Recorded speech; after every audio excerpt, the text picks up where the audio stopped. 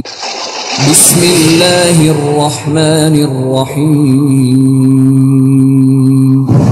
یا ایہا الرسول بلغ ما انزل الیک من ربک وَإِن لَمْ تَفْعَلْ فَمَا بَلَّغْتَ رِسَالَتَهُ۔ اے پیغمبر، جو ارشادات اللہ کی طرف سے تم پر نازل ہوئے ہیں سب لوگوں کو پہنچا دو، اور اگر ایسا نہ کیا تو تم اللہ کے پیغام پہنچانے میں قاصر رہے، اور اللہ تم کو لوگوں سے بچائے رکھے گا، بے شک اللہ منکروں کو ہدایت نہیں کرتا۔ من كنت مولاه فهذا علي مولاه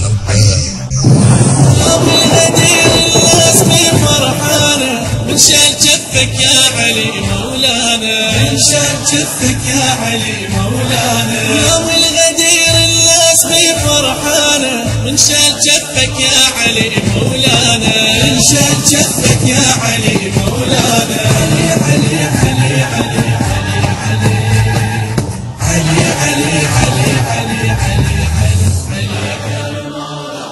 اچھا، اب یہ جو واقعہ غدیر تھا، اب اس کے اندر کچھ پیغامات بھی آئیں گے، لیکن یہ ہوا کیسے تھا یہ واقعہ؟ تو دیکھیے اس کی باقاعدہ پلاننگ پیغمبر اسلام نے کس طرح سے کی تھی۔ ہجرت کے بعد جب پیغمبر اسلام مکے سے مدینہ ہجرت کر گئے تو اس کے بعد پیغمبر 3 دفعہ صرف مکے آئے۔ ایک تو سن 8 ہجری میں جب صلح حدیبیہ ہوئی تھی، اس وقت پیغمبر اسلام نے مکے کی طرف کا سفر اختیار کیا تھا، مشرکین سے معاہدہ کیا تھا اور واپس چلے گئے۔ دوسری، یہ تو 8 ہجری کی بات تھی، پھر دوسرا 9 ہجری میں فتح مکہ جب ہوئی تھی تو پیغمبر فتح مکہ کے موقع پر یہاں پر آئے تھے، عمرہ ادا کیا تھا اور پھر مدینہ واپس تشریف لے گئے۔ اور تیسرا واقعہ وہ سن 10 ہجری میں پیغمبر اسلام کا آخری حج، اس کے لیے پیغمبر اسلام یہاں پر تشریف لائے، اور رسمی طور پر پیغمبر نے اعلان کر دیا تھا پہلے ہی سے کہ جتنے زیادہ سے زیادہ لوگ میرے ساتھ حج پر چلنا چاہیں چلیں، اور ایسے اشارے دے دیے تھے کہ یہ میرا آخری حج۔ ہر جگہ پیغمبر نے باقاعدہ رسمی طور پر بھی اعلانات کروائے، اور ایسی پلاننگ کی کہ اطراف مدینہ کے اندر بھی باقاعدہ منادی بھیجے گئے کہ میں آخری حج کے لیے جا رہا ہوں اپنے، جس کو بھی ساتھ چلنا چاہے چلیں۔ اچھا، مدینے سے جب مکے کی طرف پیغمبر نے سفر شروع کیا تو سفر میں بھی مختلف علاقوں اور محلوں کے اندر اور مختلف شہروں تک یہ پیغام پہنچ چکا تھا، اور لوگ اپنے اپنے گھروں سے حج کے لیے نکل پڑے تھے۔ اچھا، مکے کے اطراف سے بھی لوگوں نے چلنا شروع کیا، یمن کی طرف سے اور دیگر شہروں سے بھی لوگ جو ہے چلنے لگے اور سفر حج کو اختیار کیا۔ تقریباً 1,20,000 سے زائد افراد جو ہیں وہ حج کے لیے آئے۔ 70 افراد تو پیغمبر اسلام کے ساتھ مدینے سے ہی ساتھ چلے تھے، باقی اطراف سے چلنا شروع ہوئے، یہاں تک کہ مدینے سے مکے تک کا تمام علاقہ گویا لبیک کی فضاؤں سے اس وقت گونج رہا۔ پیغمبر اسلام نے ہفتے کے دن 25 ذی-القعدہ کو غسل کیا اور اس کے بعد احرام کے 2 کپڑے لے کر مدینے سے باہر آئے۔ ذوالحلیفہ یا آبیار علی جس جگہ پر ایک مسجد شجرہ بھی ہے، جنہوں نے حج و عمرہ کیا ہے یقیناً اس مسجد کو دیکھا ہوگا۔ پیغمبر اسلام اس جگہ پر تشریف لائے، اور پیغمبر اسلام کے ساتھ اس وقت حضرت فاطمہ الزہرا سلام اللہ علیہا،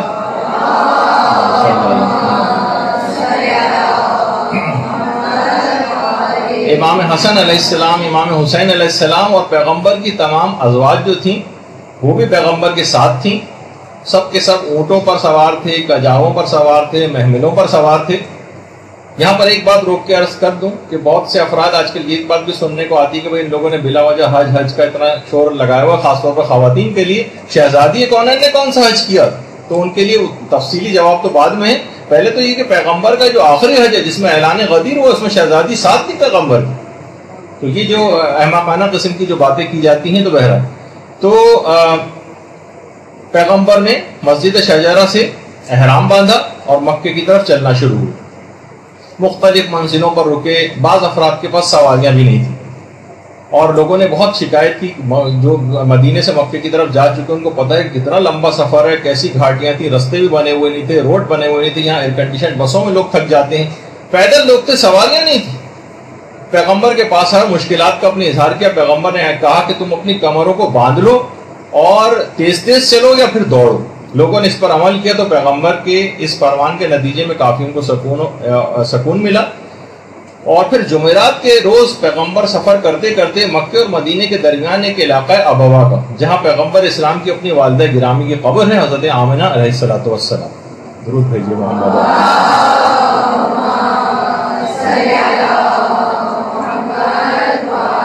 پیغمبر اسلام اپنی والدہ کی قبر پہ گئے, ان کی زیارت کی, اور اس کے بعد پیغمبر نے پھر اپنا سفر شروع کیا, اور جمعے کے روز پیغمبر اسلام پھر جوفا پہنچ گئے. جوفا جو ابھی اس سے پہلے بھی آپ کو دکھایا. اور جوفے کے بعد سے پھر پیغمبر اسلام ہوتے ہوتے اسی میدان غدیر سے گزرے جہاں حج کے بعد واپس آ کر اعلانات پیغمبر نے کی. اور غدیر خم سے گزرنے کے بعد اتوار کے روز اصفان ایک علاقہ ہے, وہاں رائٹ پہ یہاں پہ بورڈ بھی لگا ہوتا ہے آج کل اس میں کہ اصفان اس طرف ہے. تو اتوار کے روز اصفان پہنچے, پیر کی رات کو صرف ایک علاقہ ہے وہاں پہنچے, اور پھر منگل 5 ذی الحجہ کو پیغمبر اسلام مکے پہنچ گئے. مکے. اچھا, اس پورے سفر کے اندر ابھی تک آپ نے دیکھا کہ امیر المومنین کا کہیں نام نہیں. امیر المومنین کہاں تھے؟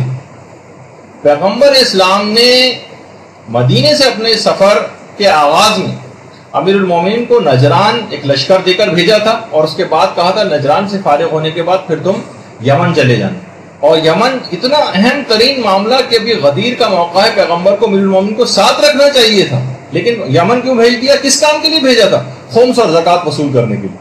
اتنا اہم ترین یہ حکم ہے کہ غدیر کے اعلان سے پہلے یمن بھیجا تھا پیغمبر نے امیر المومنین کو خمس اور زکوٰۃ وصول کرنے اور اسلام کی تبلیغ کے حوالے سے. اور ساتھ میں خط بھی دیا تھا کہ یمن سے واپس آتے ہوئے تم مکے میں مجھے جوائن کر لینا. مولا کے ساتھ اس وقت 12,000 افراد یمن سے مکہ کی سمت میں جب وہ مولا روانہ ہوئے تو 12,000 افراد ان کے ساتھ تھے.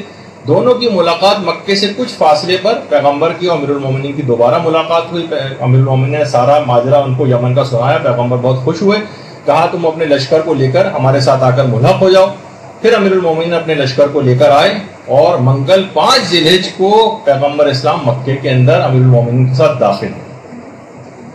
پھر 8 ذی الحجہ سے حج شروع ہوا, اور حج شروع ہوا عرفات, مزدلفہ, اور یہاں تک کہ پیغمبر اسلام پھر مینا کے میدان میں پیغمبر نے خطبہ بھی دی, اور وہاں پر لوگوں کو ہدایات دی کہ اگر میں اس دنیا میں نہ رہوں اور جو ہدایات پر عمل نہیں کرے گا, علی ابن ابی طالب اس خلاف ورزی کرنے کے خلاف اٹھ کھڑے ہوں.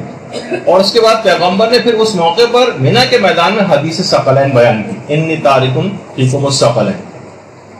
یہ والی حدیث یہ پیغمبر نے وہاں پر دوبارہ بیان کی. اور اس خطبے کے اندر اہم ترین بات یہ تھی کہ مولا مسلسل اس خطبے کی تکرار حاجیوں کے درمیان کھڑے ہو کر رہے تھے تاکہ دور بیٹھنے والے حاجی بھی اس خطبے کے مندرجات کو سنیں. اور پھر پیغمبر اسلام نے ایک دوسرا خطبہ اس کے بعد مینا ہی میں مسجد خیف یا مسجد خیف میں دیا,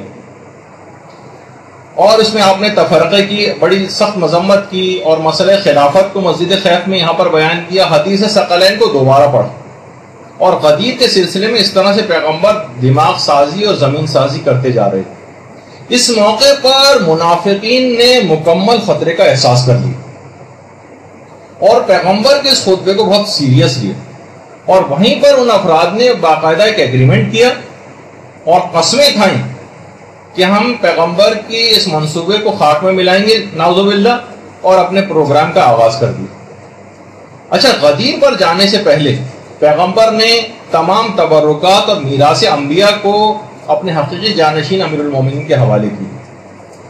حضرت نوح اور حضرت ابراہیم کے جو صحیفے تھے اور حضرت آدم کے وہ امیر المومنین کے حوالے کی. تورات اور انجیل وہ حوالے کی. عصائے موسیٰ وہ امیر المومنین کو سپرد کیا. حضرت سلیمان کی انگوٹھی وہ امیر المومنین کو دی. اور اس طرح سے دیگر تبرکات انبیاء جو پیغمبروں کے پاس ہوتے ہیں اور اس کے بعد اماموں میں ٹرانسفر ہوتے ہیں امیر المومنین کے سپرد کی. اور اس کے بعد ایک خصوصی ملاقات کی امیر المومنین سے جس میں پوری رات اور پورا دن لگ گیا. نہ جانے اس میں کیا باتیں ہوئیں, کیا علوم جو ہے علوم نبوت وہ پیغمبر نے امیر المومنین کو منتقل کیے، کیا ہوا اس کی تو زیادہ تفصیل نہیں پتا، لیکن پورے ایک رات اور ایک دن لگ گیا. اور مکے کے اس قیام میں جبریل رسمی طور پر مولا علی کے لیے لقب امیر المومنین پروردگار عالم کی طرف سے لے کر نازل ہوئے.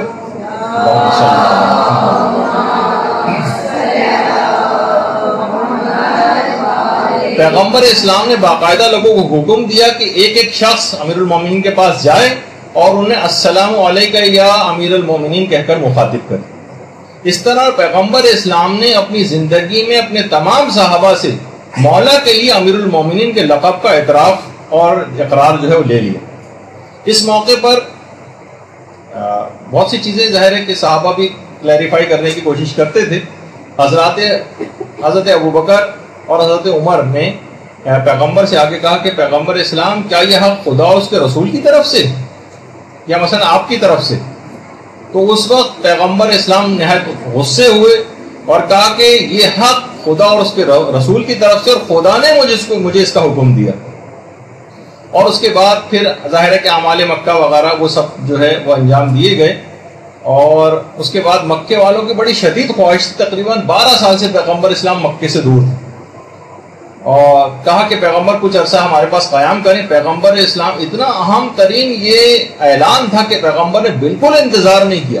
12 سال ہو گئے لیکن پیغمبر نے بالکل انتظار نہیں کیا اور ایک سخت ترین حکم آ گیا کہ محتاجوں اور معذور افراد کے علاوہ کوئی شخص بھی مکے کے اندر نہ رہے، اور سب کے سب لوگ مقام غدیر خم کی طرف جو ہے وہ حرکت شروع کریں.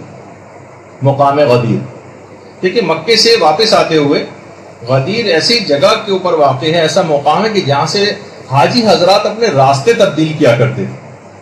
اچھا، پیغمبر نے مستقبل کے حوالے سے اس جگہ کا انتخاب اس وجہ سے کیا تھا کہ جب بھی کبھی لوگ راستہ تبدیل کریں، یہاں سے گزریں، تو وہی واقعات ذہن نشین ہو جائے اور تجدید بیعت کر کے لوگ یہاں سے اس واقعے کی یاد تازہ کرتے ہوئے حاجی حضرات یہاں سے گزریں. غدیر دیکھیے جیسے کہ ابھی سے پہلے ذکر ہوا، ایک بہت بڑا سا میدان تھا جہاں سیلاب اور چشمے وغیرہ کا پانی جو ہے آ کر جمع ہو جاتا تھا. ہم بہت سے مومنین حضرات بھی یہاں آتے ہیں اور یہاں پر آ کر جو ہے وہ غسل وغیرہ کرنا، اور یہاں پر درخت بھی تھے، یعنی درخت بھی تھے یہاں پر پانی بھی تھا.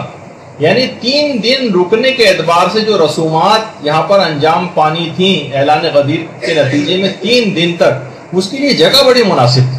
یعنی پانی بھی تھا، درخت بھی تھے، بہت مناسب جگہ تھی تاکہ اطمینان سے تمام رسومات کو ادا کیا جا سکے. اچھا، یہ جیسے میں نے کہا کہ اہم بات یہ تھی کہ پیغمبر اسلام 12 سال سے مکے سے دور ہیں. باوجود یعنی اگر پیغمبر وہاں قیام کر لیتے، مکے والوں کے بہت سارے مسائل تھے، وہ پوچھ سکتے تھے، ان کی بہت سی باتیں شیئر کرنے کو دل چاہتا تھا مکے والوں کی، پیغمبر کو اپنے حالات سنانے کا کہ پیغمبر کے جانے کے بعد یہاں کیا ہوا.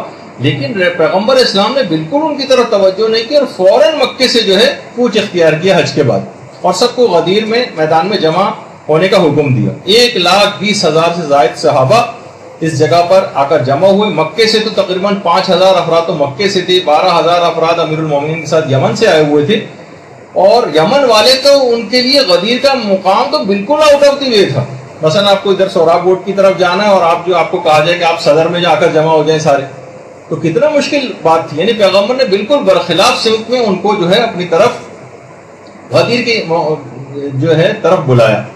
اچھا، جب پیر کا روز تھا ظہر کے وقت، کرراء الغمیم کا جو علاقہ تھا جہاں پر جو غدیر خم واقع ہے، اس جگہ پر اس علاقے کا نام یہ تھا. اچانک پیغمبر اسلام نے اپنے راستے کو دائیں طرف کر لیا اور غدیر کی طرف کا رخ کر لیا، اور پیغمبر نے باقاعدہ کہا کہ اے لوگوں، خدا کی طرف سے دعوت دینے والے کی دعوت پر لبیک کہو، میں خدا کا ایک پیغام لانے والا ہوں. یعنی پیغمبر اسلام نے اشارہ دے دیا کہ کوئی بہت اہم پیغام دینے کا وقت آ گیا، بہت اہم پیغام دینے کا وقت آ گیا. منادی نے باقاعدہ ندائیں دینی شروع کی، تمام لوگ ٹھہر جائیں، آگے بڑھ جانے والے پیچھے آ جائیں، پیچھے آنے والے پیچھے جو رہ گئے افراد وہ وہیں پر ٹھہر جائیں، اور تمام معین مقام پر جمع ہونے کا ان کو حکم دیا گیا. لیکن پیغمبر کی طرف سے ایک حکم اور آیا کہ قدیم درختوں کی طرف کوئی نہ جائے، اس جگہ کو خالی چھوڑ دیا جائے. جو ابھی اس سے پہلے جب میدان غدیر میں آپ نے دیکھا وہاں کھجور کے درخت وغیرہ لگے ہوئے تھے، اس میں چشمے کے کنارے جو درخت لگے ہوئے تھے وہاں جانے سے پیغمبر نے منع کیا. سواریاں رک گئی، لوگ واپس لوٹ آئے جو آگے گئے ہوئے تھے، اور سب غدیر میں اتر کر اپنی اپنی جگہ تلاش کرنے لگے۔ انتہائی شدید گرمی تھی، اتنی شدید گرمی تھی، اتنی شدید گرمی اس وقت ہو رہی تھی کہ خود پیغمبر اسلام نے اپنی عبا کا ایک سرا اپنے سر پر اور دوسرا اپنے پاؤں کے نیچے رکھا ہوا تھا۔ اتنی شدید یعنی گرمی زمین سے جو ہے وہ اس وقت ہو رہی تھی، اور لوگوں نے بھی گرمی کی شدت سے اپنی عبائیں اتار اتار کے اپنے پاؤں پر لپیٹ لی تھی۔ دیکھیے اس وقت اس موقع پر اتنی شدید گرمی میں پیغمبر اتنا اہم ترین اعلان کرنے جا رہے ہیں۔ اور اس کے بعد پیغمبر اسلام نے مقداد کو، ابو ذر کو اور سلمان کو اور عمار یاسر کو حکم دیا کہ پرانے 5 درخت جو تالاب کے کنارے مسجد غدیر جو تالاب کے کنارے غدیر کے علاقے میں لگے ہوئے تھے، اس جگہ نیچے ایک ممبر کو تیار کرتے۔ یہ چاروں صحابہ مقداد، ابو ذر، سلمان اور عمار، انہوں نے وہاں سے اس علاقے سے کانٹوں وغیرہ کو صاف کیا، پتھروں کو جمع کیا، صفائی وغیرہ کام کیا، اس کے بعد پانی کا چھڑکاؤ کیا اس جگہ پر، اور درختوں کی شاخوں سے باقاعدہ سائبان وہ بنایا گیا۔ 3 دن کے لیے یہاں پر کیونکہ رہنا تھا، 3 دن کے لیے ایک جگہ تیار کی گئی، اور اس شامیانے کے نیچے جو درختوں کی شاخوں وغیرہ سے بنایا گیا تھا، اس کے نیچے پتھروں کو ایک دوسرے پر رکھ کر اور اس پر پالانے شتر کے جو ممبر ہے وہ تیار کیا گیا، اور اس کے اوپر ایک کپڑا بھی ڈالا گیا۔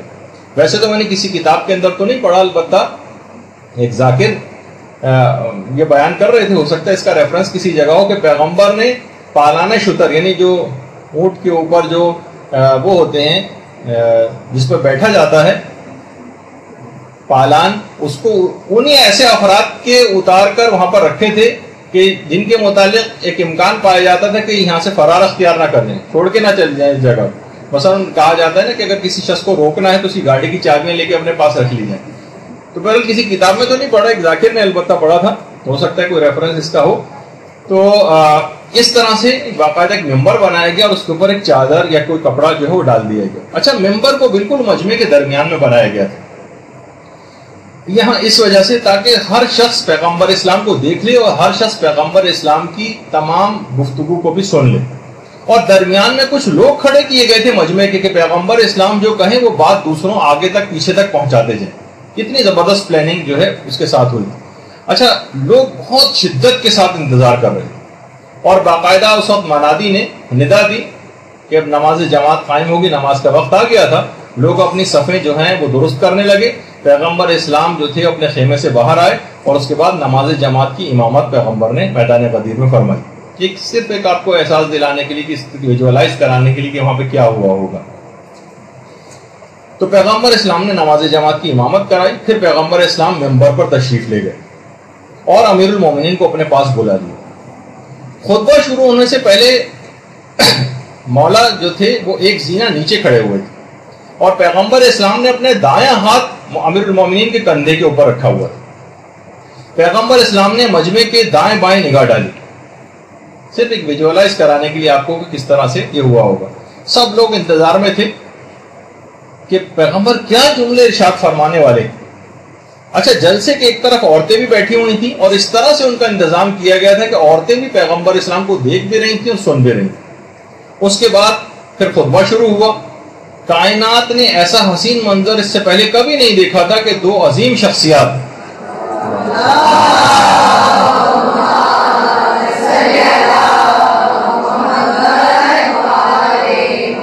ایک 1,20,000 صحابہ کا مجموعہ بالکل منتظر کہ پیغمبر کیا بات کہنے والے۔ چشم فلک نے منظر اس سے پہلے کبھی نہیں دیکھا تھا۔ 1,24,000 انبیاء کی پچھلی 6,000 تاریخ میں کسی نبی کی تقریر کے لیے اتنا بڑا مجمع آج تک کبھی اکٹھا نہیں ہوا تھا کائنات کی تاریخ میں۔ 1 گھنٹہ تقریباً پیغمبر اسلام کا وہ خطبہ وہاں پر جاری رہا، جس میں سے ہمیں صرف من کنتو مولا وغیرہ کے علاوہ کوئی کسی دوسرے جملے کا علم بھی نہیں۔ پورا خطبہ پڑھنا چاہیے، کچھ مندرجات میں اس کے ذکر کروں گا۔ علماء نے پورا خطبہ غدیر کو 11 حصوں میں تقسیم کیا۔ ایک حصے میں پروردگار کی حمد و ثنا بیان کی تھی، اور پھر اس کے بعد بیان کیا کہ مجھے امیر المومنین حضرت علی علیہ السلام کے سلسلے میں ایک اہم پیغام تم کو دینا ہے، اور اگر میں نے یہ کام نہیں کیا تو گویا کوئی کار رسالت انجام نہیں دیا، اور میں خدا کے عذاب سے بہت ڈرتا ہوں۔ اور پھر قیامت تک آنے والے 12 اماموں کی امامت کا باقاعدہ اس خطبے کے اندر پیغمبر اسلام نے اعلان کیا، اور پھر مولا کے ہاتھوں کو اپنے ہاتھ میں بلند کیا اور فرمایا من کنت مولا ہو فہذا علی مولا.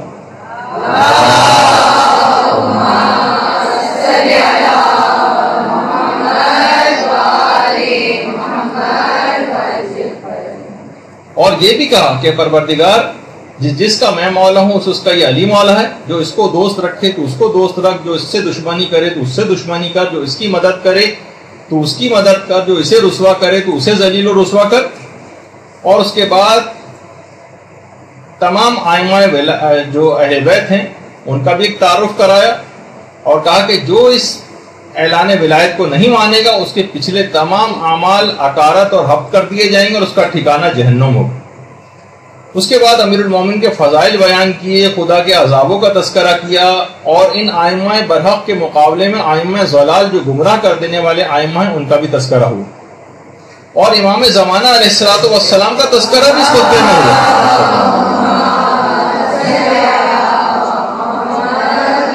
اور ان کے اوصاف جو وہ بیان کیے گئے, اور ہاتھوں کو بلند کر کے گویا آنے والی نسلوں تک اس پیغام کو پہنچا دیا کہ کسی کو اس کے بعد پھر کوئی ابہام نہ رہے. من کنت مولا ہو والا یہ چھوٹا سا جملہ یہ پوری کائنات کو اپنے اندر سموئے ہوئے, اور ہاتھوں کو بلند کر کے پیغمبر اسلام نے اپنے قول کو ایک فعل کی شکل بھی دے دی.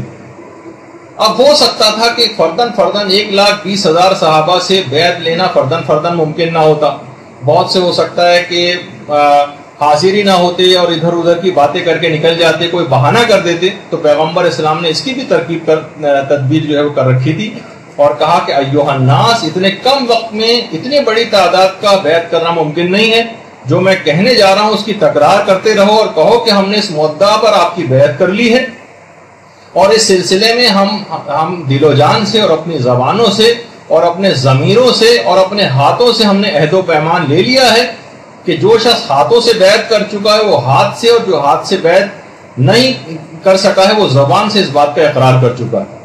اور جیسے ہی پیغمبر نے اپنے خطبے کو ختم کیا تو بہت اختصار کے ساتھ, میں نے اتنا طویل خطبہ بس ایسی چند جملوں کے اندر گفتگو آپ کو آگے بڑھاتے یہاں تک لکھا آیا, خطبے کے اختتام پر مبارکبادوں کا ایک سلسلہ شروع ہو گیا. ہر طرف سے لوگ چاروں اطراف سے امیر المومنین کی طرف مبارکباد کے لیے ممبر کی طرف بڑھنے لگے, سب مبارکباد دے رہے تھے, اور پیغمبر اسلام یہ فرما رہے تھے کہ الحمدللہ الذی فضلنا علی جمیع العالمین, اور مجمع سے بڑی عجیب و غریب تہنیت کی آوازیں نکل رہی تھیں.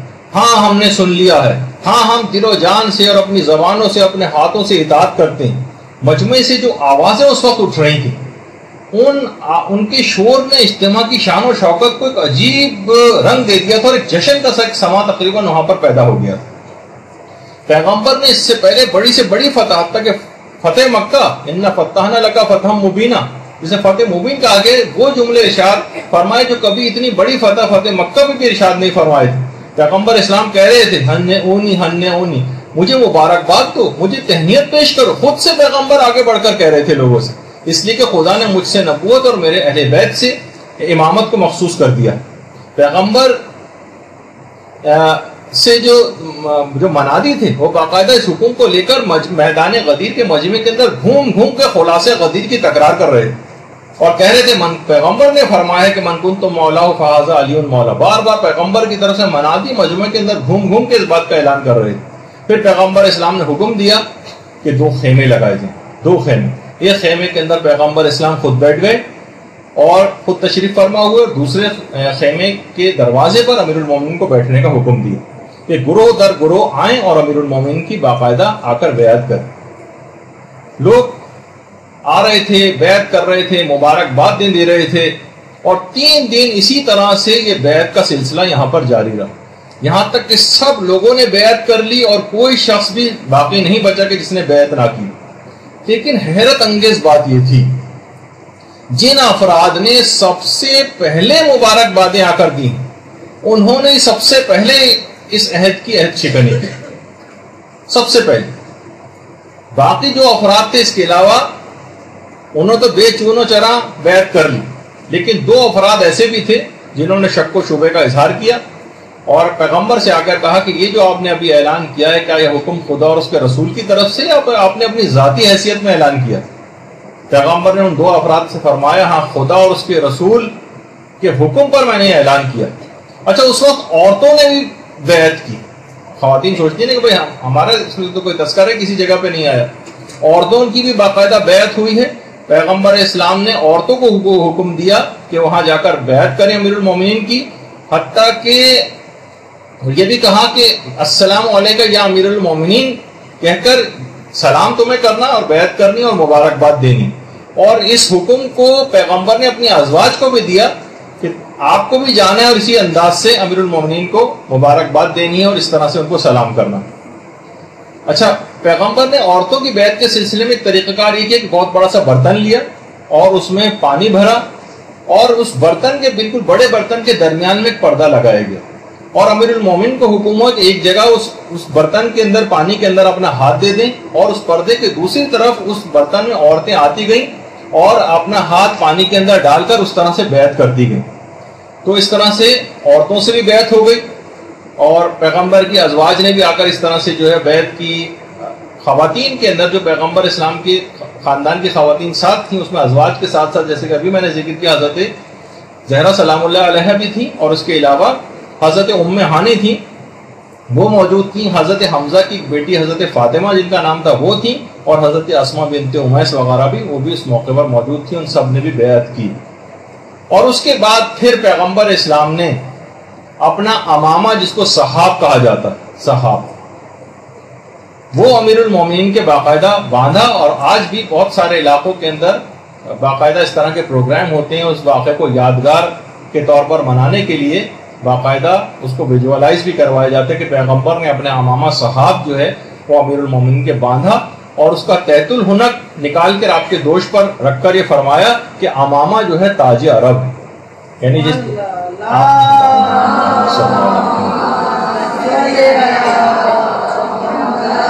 اور اس وقت پیغمبر اسلام نے امیر المومنین سے جملہ بھی کہا تھا کہ جب امیر المومنین فرماتے ہیں کہ خود پیغمبر اسلام نے یہ بات امامہ باندھتے وقت مجھ سے کہی تھی کہ یہ بدر و حنین میں اسی طرح کے امامہ باندھنے والے ملائکہ کے ذریعے پروردگار نے میری مدد کی تھی. اسی طرح کے امامہ باندھنے والے ملائکہ ہیں. اور اس دن کی یاد کے طور پر کیونکہ بہترین دن ہے پیغمبر اسلام نے اس طرح سے اپنا ایک جانشین اور جو علم میں کائنات میں سب سے افضل ترین تھا پیغمبر کے بعد اس کو اپنا جانشین مقرر کیا تھا. یہی وجہ ہے کہ اس دن کی یادگار کے طور پر امامہ کی جو باقاعدہ پہنانے کی ایک تقریب ایران کے اندر جو ہے مختلف مدارس میں منعقد ہوتی ہے جس میں علماء کرام مختلف طالب علموں کو جو پہلی دفعہ امامہ باندھ رہے ہوتے ہیں اپنی تعلیم کے کسی مرحلے میں کامیابی حاصل کرنے کے بعد ان کو باقاعدہ آیت اللہ حضرات اسی طرح سے امامہ پہناتے ہیں. یہ جو آپ کے سامنے اس وقت الٹے ہاتھ پہ آیت اللہ ناصر مکارم شیرازی ہیں، دائیں ہاتھ پہ آیت اللہ صافی گل پائگانی ہیں اور نیچے جو ہے آیت اللہ تقی مصباح یزدی اور اسی طریقے سے آیت اللہ نوری حمدانی اور مختلف علماء اس طرح سے تقریبات جو ہے منعقد ہوتی ہیں. اچھا عید غدیر کے دن میدان غدیر میں باقاعدہ قصیدہ خوانی بھی ہوئی جو بھی تھوڑی دیر بعد آپ اس مدرسے کے اندر بھی ہوگی. اور تمام مومنین بھی اس کام کو انجام دیتے ہیں اور باقاعدہ پیغمبر اسلام کے ایک صحابی حسان ابن ثابت نے باقاعدہ اجازت آ کے طلب کی کہ میں اس موقع پر ایک قصیدہ کہنا چاہتا ہوں. پیغمبر اسلام نے حسان کو جو ہے وہ اجازت دے دی اور اس وقت حسان نے ایک قصیدہ اس جگہ پر پڑھا. پیغمبر اسلام نے اس طرح سے اجازت دی کہا کہ حسان اللہ کے نام اور اس کی برکت کے ساتھ پڑھو. حسان ایک بلند ترین جگہ کے اوپر چلے گئے. مجمع چاروں طرف حسان کی اکٹھا ہو گیا اور ایک جشن کا سا سما بن گیا. اس کے بعد وہاں پر ایک پورا قصیدہ جو ہے پڑھا گیا. پیغمبر اسلام نے اس قصیدے کو پسند فرمایا اور کہا کہ اے حسان، بڑا اہم جملہ کہا، اے حسان جب تک تم اپنی زبان سے ہمارا دفاع کرتے رہو گے تب تک روح القدس تمہاری تائید کرتا رہے گا. جب تک تم اپنی زبان سے ہمارا دفاع کرتے رہو.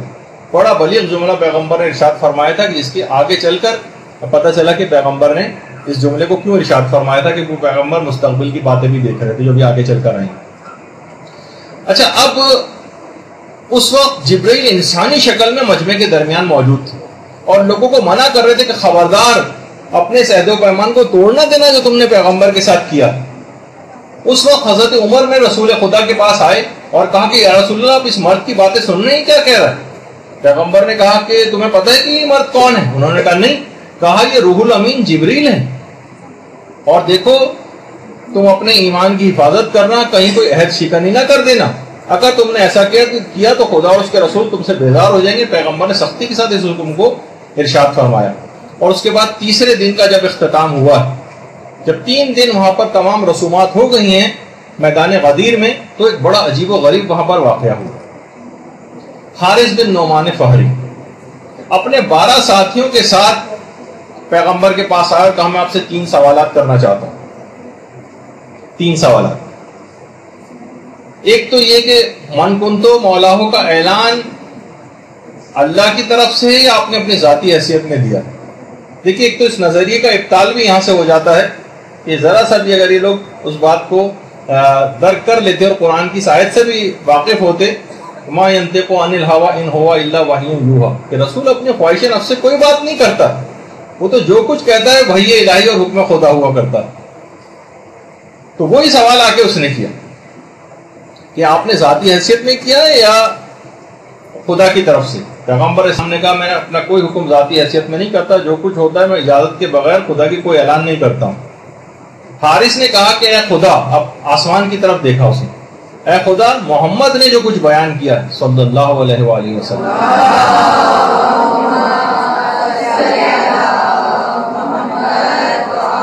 اگر یہ بات حق ہے جو انہوں نے بیان کی ہے تو مجھ پر آسمان سے اس وقت ایک پتھر آیا یا کوئی دردناک عذاب آیا. اسی وقت آسمان سے ایک پتھر آیا جو اس کے سر سے ہوتا ہوا نیچے سے جسم کے خارج ہو گیا، اور اسی کا وہیں پر کام تمام ہو گیا. اسی وقت ایک آیت نازل ہوئی، سأل سائل بعذاب واقع للکافرین لیس لہ دافع، اس ایک عذاب مانگنے والے نے عذاب مانگا اور کافروں کے لیے اس عذاب کو دفع کرنے والا کوئی نہیں، کوئی کافروں پر اس عذاب کو دفع نہیں کر سکتا. اچھا، جب ایک دفعہ میں نے اس آیت کی تفسیر ایک مشہور مسلمان مفسر کے ترجمہ قرآن کے اندر پڑھی تو یہاں اس کی تفسیر انہوں نے یہ لکھی ہوئی تھی، اس واقعے کا کہیں ذکر نہیں کیا تھا، بلکہ لکھا ہوا تھا ظاہر ہے جب انسان کوئی عذاب مانگے گا تو عذاب تو آئے گا ہی، نہیں مانگے گا تو نہیں آئے گا. یہ والی تفسیر لکھ کے بس اس سے اپنی جان چھڑا لی اور پورے واقعے کو نقل نہیں کیا. اور وہ من ماتا ولم یعرف والی جو حدیث ہے کہ جو اپنے زمانے کے امام کو نہ پہچانے وہ مر جائے گا تو کفر کی موت مرے گا یا جاہلیت کی موت مرے گا. تو ایک مشہور عالم دین نے اس کا جواب یوں لکھا تھا کہ ظاہر ہے اگر کسی زمانے میں کوئی امام ہوگا تو پہچانا جائے گا، نہیں ہوگا تو نہیں پہچانا جائے گا، فقط واللہ عالم، بس یہ لکھا. بہت مشہور عالم دین کی بات بتا رہا ہوں مسلمانوں کے. تو بہرحال اس قسم کی باتیں جب کوئی نہیں ہوتی، دلائل وغیرہ نہیں ہوتے، تو پھر انسان اس طرح کی باتوں کا سہارا لیتا. اچھا، اب یہاں تک کہ جب یہ سورہ معارج کی آیات نازل ہو گئی اور یہاں پہ کافر کا لفظ بھی آ گیا، اس کا معنی یہ ہوئے کہ اگر کسی نے اعلان، یعنی کوئی عام حکم نہیں تھا، یہ اتنا خطرناک حکم تھا کہ فوراً، یعنی اس کا نتیجہ اتنا خطرناک تھا کہ فوراً عذاب آیا، اور کافر کے لفظ سے یہ اشارہ بھی کر دیا گیا کہ جو اس حکم کو نہیں مانے گا اس کا انجام کافروں والا ہی ہوگا. پیغمبر اسلام نے کہا سب لوگوں سے مخاطب کر کے اس واقعے کے بعد، تم سب لوگوں نے دیکھ لیا اور سن لیا ہے؟ سب نے اقرار کیا، ہاں پیغمبر ہم نے سن لیا اور دیکھ لیا. تو اب اس کے بعد خیر یہ واقعہ اختتام پذیر ہوا اور یہ دن ایام ولایت کے نام سے لوگوں کے ذہنوں میں بیٹھ گئے. سب نے آ کر پیغمبر اسلام سے خدا حافظی کی اور اپنے اپنے ملکوں اور شہروں اور علاقوں کا رخ کیا، اور پیغمبر اسلام نے بھی اس کے بعد پھر مدینے کا رخ کیا. اچھا، اب یہ جو 3 دن کی تاخیر ہو گئی تھی، اس زمانے میں بھی کیلکولیٹڈ ڈیز ہوتے تھے، اگرچہ لوگ اونٹوں اور اس کے اوپر قافلوں میں سفر کرتے تھے، لیکن لوگ اپنے حاجیوں کا مختلف علاقوں میں شہر سے باہر نکل کر استقبال کے لیے آ جاتے تھے کہ وہ لوگ اب پہنچنے والے ہوں. 1 دن گزر گیا، 2 دن گزر گئے، 3 دن گزر گئے. آپ سوچیں کہ کسی ہمارے حاجی کی فلائٹ وہاں سے چل پڑی ہو اور یہاں پر پہنچ نہ رہی ہو اور 3 دن تک کوئی اطلاع نہیں آئے. کوئی زمانے میں تو اس طرح کے کمیونیکیشن کے ذرائع نہیں تھے.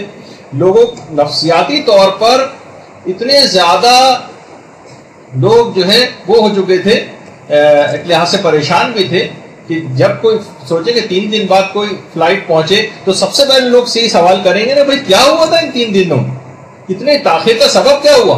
لوگوں نے پوری تفصیل کے ساتھ وہ واقعہ سنایا کہ تاخیر کا سبب یہ ہوا. پورا پھر واقعہ غدیر کو لوگوں نے تفصیل کے ساتھ بیان کر دیا, اور اس طرح سے تمام علاقوں, تمام قبیلوں, تمام ملکوں اور تمام شہروں میں یہ اعلان غدیر ہر جگہ پہنچ گیا. البتہ یہ واقعہ اتنا سادہ سا نہیں رہا, اور اتنا سادہ نہیں تھا کہ منافقین اور شیاطین اس کو آرام کے ساتھ ہضم کر لیتے. غدیر کے دن تمام شیاطین اور منافقین میں ایک صف ماتم بچھ گیا. منافقین کے اوپر غموں کے پہاڑ ٹوٹ پڑے, اور سب کی امیدوں کے اوپر پانی پھر گیا. اور ابلیس, شیاطین اور منافقین جو تھے وہ سمجھ گئے کہ اگر اس رسول کے اس حکم پر عمل ہو گیا تو مسلمانوں کو گمراہ کرنے کا سارا رستہ ہی بند ہو جائے گا. وہ سب یہ اعلان سن کر سخت غمزدہ ہو گئے, اور بلند آواز سے تمام شیاطین جو ہیں فریادیں کرنے لگے. اور یہ اعلان سن کر اس اعلان کو سن کر ابلیس نے ایک زوردار چیخ ماری. ابلیس زوردار چیخ. برحمتك يا أرحم الراحمين وصلى الله على محمد وآله الطاهرين.